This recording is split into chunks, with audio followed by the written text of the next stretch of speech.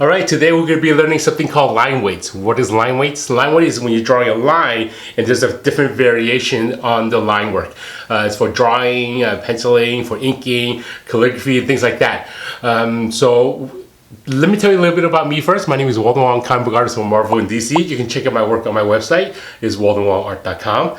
And if you enjoy these videos and you like to see more of it and you want to show some support for me making these videos for you, check out my Patreon page. It's patreon.com/waldenwongart. And over there, there's different tiers that you can look at. And if you want to have a mentorship tier with me, think about looking at that as well. So without further ado, let's take a look at line weights. Here we go. Here's a topic about line thickness, or what I call line weights, and the reason why we do line weights. Here's an example of something that's inked with just a flat line weight. So something where like an artist would just use like either a size 8 or size 3 or size 5, and they would just ink one line. And this is what I call a dead line. There's really no line weights going on. There's no line variations, and there's no line thick to thin or anything like that. So it just looks dead. So when I'm inking, a lot of times I'll use a brush pen or just a regular brush. Any kind of brush you can use as long as it's a brush, or you can also use a quill. And in this case, I'm going to demonstrate how I'm going to approach doing line weights. I'll have a bottle of ink. The ink I have here is super black, made by Speedball, and I'm just using a pocket brush, a disposable pocket brush. I'll just dip it in there. Okay, and a lot of times before I start inking, I'll go on the side with a scratch piece of paper, and I'll make sure I can get it into a nice fine tip. As long as you can get a nice tip, then you can start doing a lot of effects with this. Now, again, back to this. This was just a dead line. You notice that even though if I'm using different microns, different shape, like this is maybe a 0.05 and this is a 0.3 and this is a 0.8, it does show foreground, but it's not as, it doesn't create as much depth as you can when you're doing line weights. I'm going to demonstrate some line weights inking this piece here.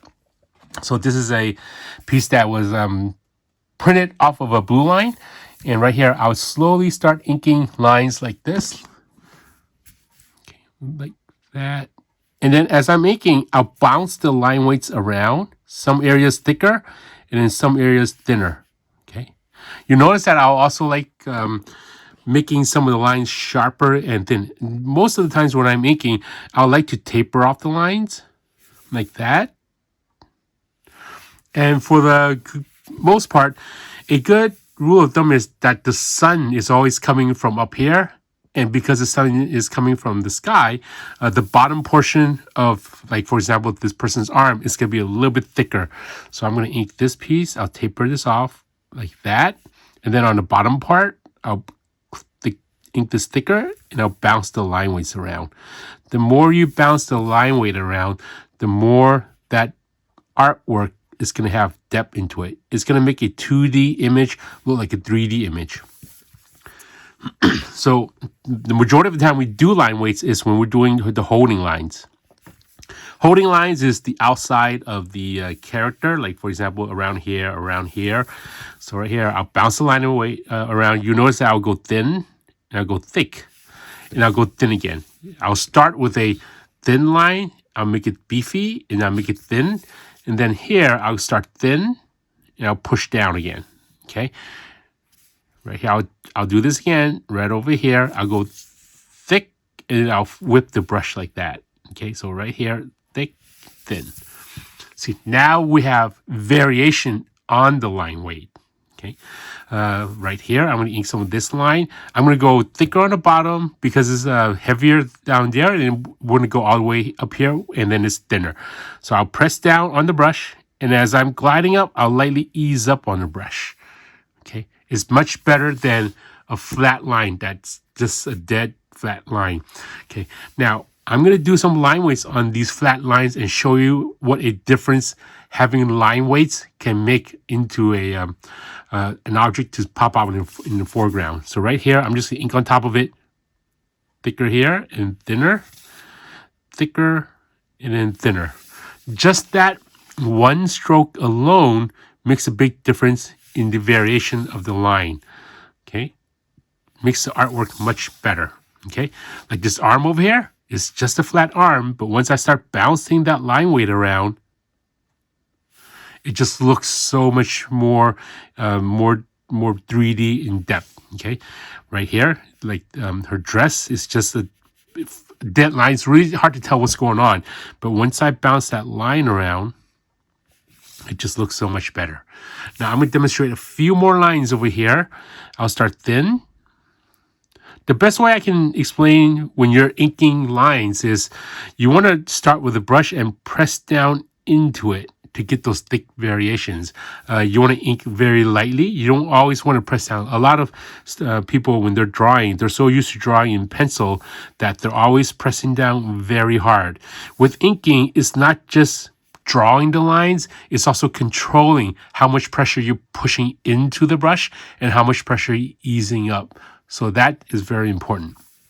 Okay, so some of the hair, I would bounce that line around. So I'll ink the outline of the hair.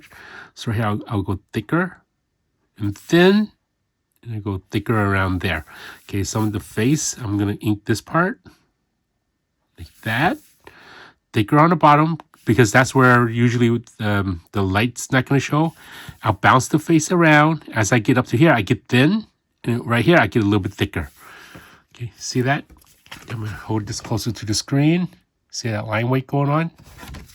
Okay, and as I go towards the top, because this is on the inside of the body, I go very light. Now on the outside of the hair, I'll press down on it. I'll ease up. I'll press down on it, and I'll ease up. Okay, a lot of bouncing around. And this does take a little bit of practice just to get to this stage. Okay, you notice I'm pressing down, and then I'm lightening up. I'm controlling what areas I want to be dark and which area I want to be light, which area to be thicker and which area to be thinner. Okay, just like this. Okay. The better you can bounce the line weight, the more depth and image is going to look. Okay. You should be able to control how to ink with the brush to get really thin lines. Now this was inking with a brush, and I'm just controlling. Any brush will do as long as you can get a nice sharp tip to the brush. You should be able to do a good job of doing some of the inking. Okay, I'll ink some of the hands right here. This is drawn and it's a flat line. This is how an inker approaches inking a hand and giving that hand some texture to it. So I'll go thicker, thinner. I'll press down here. And then some artists, like new artists, they'll ask, how do I know what area to go thinner and which area to go thicker? With practice, you understand which areas should be thicker and which areas to be thinner. A good rule of thumb is just to figure out where the light source is. The light source, for the most part, is coming from the sky. In other cases, depending on where the light is coming from, you can ink accordingly. Okay, I'm going to ink this part. Now here, now you notice that this shirt is just one line. There's really no shadow. This artwork was penciled by Chris Sprouse. I was one of the inkers for this project for Jupiter Circle. And this line is just that line. So I'm going to ink this line and also create some line variation. And this will give this jacket in the front moving forward, and then the shirt and the pants in the back. Okay, I'll ink this line and demonstrate what I mean by that. So first, I'll go lightly. I'll do a ghost line. Ghost line is where I'm making that hand movement to make sure I can ink that line. And you'll see me spinning the paper every so often like this, just so I can get that correct line. Once I'm happy with the line, I make sure I get a nice tip. And once it gets going, then I'll press down and I'll draw that line like this. Okay, now we have a thin line going thicker. Not only that, I look at some of the inside, like for example his pants area. I'm going to go in here, ink that line, and go thicker there. So now you can see some of the inside of the line. Even though the penciler or you as an artist who didn't draw that initially in the pencil, you can go in there and start adding that ink. Right here, here's a fold of the inside of the shirt. I'm going to create some depth in here. Thicker, thinner. Okay, and then I'm just going to follow through like that. See, now we can see some of his shirt inside, and it just created more depth in here. Just like here, instead of just inking the line like this, I'm going to add a little bit thicker here, and then you can see more depth. Same with his pants. On the inside, I'll just ink this line like that, like this, and I'll make some certain areas thicker, like that. Okay, I'm going to continue inking the rest of his outfit so you can see how I approach line variations. Okay, and it's mostly about just bouncing your brush around. If you're using a crow quill or a nib or a micron, you can do the same thing, but with a brush or a crow quill, you can accomplish the same task, but some are easier than another. Okay, now we have this little belt over here. Okay, it's just drawn with a flat dead line. I'm going to give certain areas more of a bounce, and this is going to help with the fold look a little bit better. So I'll ink this part thicker, and I'm going to go thick and then thin right there. Watch, like that, and then I'll press down here like this, and then I'll go thin. As I'm here, I'm going to make this line thicker than this line. When a line is thicker, it pushes it to the front of the viewer. When a line is thinner, it pushes it back. So right here, I'll start with this line, I'll push in, and then on this side, I'll go thin. Okay, see that? Now this one is popping forward, and this one is going towards the back. Okay, earlier I started this with a thin line. I'm going to push this line a little bit thicker. Okay, I'm going to go thin, and I'll press down on it. And then here, I'm just going to add that line. And then I'm going to bounce this line. I'm going to go from thick, and then thin, and then thick. So I'm going to control that from thick, thin, and then thick. Okay, see that right over there to bounce that line weight right over here, thicker, thinner. Each line you ink, you always want to bounce it as much as you can. Try not to go a flat line. If you can bounce the line, the more sexy that line will look.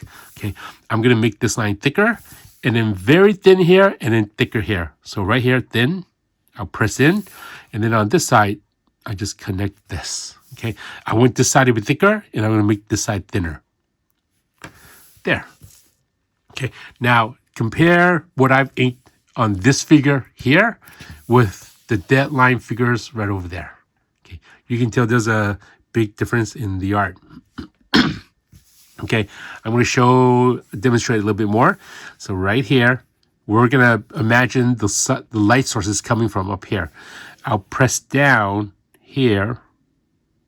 I'll break up the line. I'll go thin.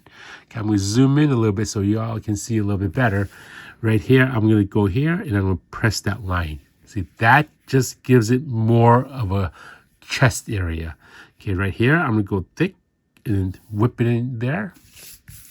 And then here, just to give this some life into it, I'm going to go thick here, thin, and then I'm going to connect it. Here's this sleeve. Bounce this part right over here.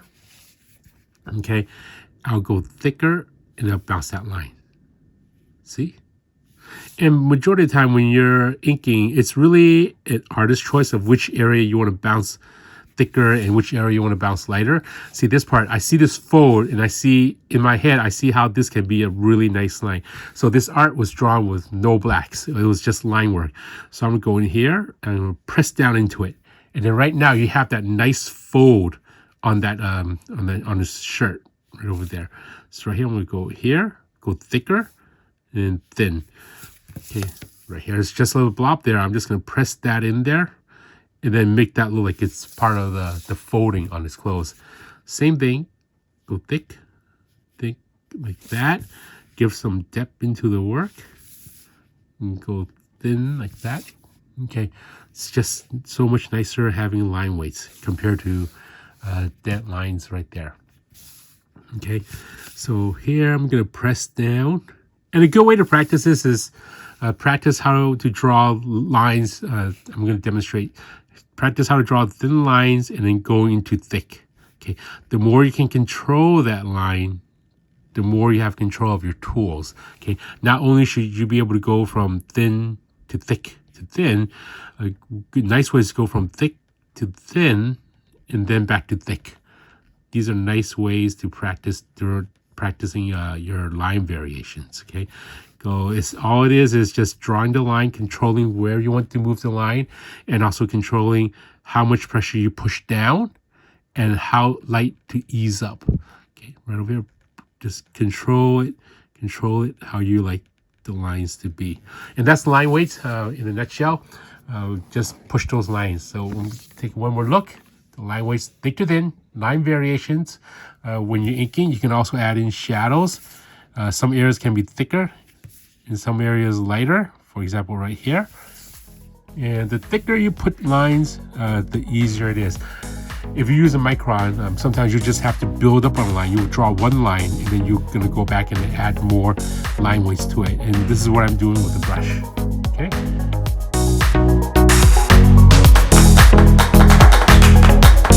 So there you have it. That is my lesson on line weights. If you have any questions, comment down below. I will try to respond to everyone who have questions on my YouTube channel. Check out my website. It's waldenart.com. Over there, there's different things that you can look at, such as a gallery page, a bio, Amazon link that I have, so you can order the same art supplies that I use on Amazon. Please subscribe to my channel if you haven't done so already. Hit like, share, and all that good stuff. And if you enjoy these videos, think about supporting me over on my Patreon page. It's patreon.com/waldenart. And over on my Patreon, there's different tiers that you can look at, as well as a membership tier. So if you're interested in me looking over your work, check that out as well. So until next time, keep on drawing. The more you practice, the better you get. Take care and have a good day. Bye-bye.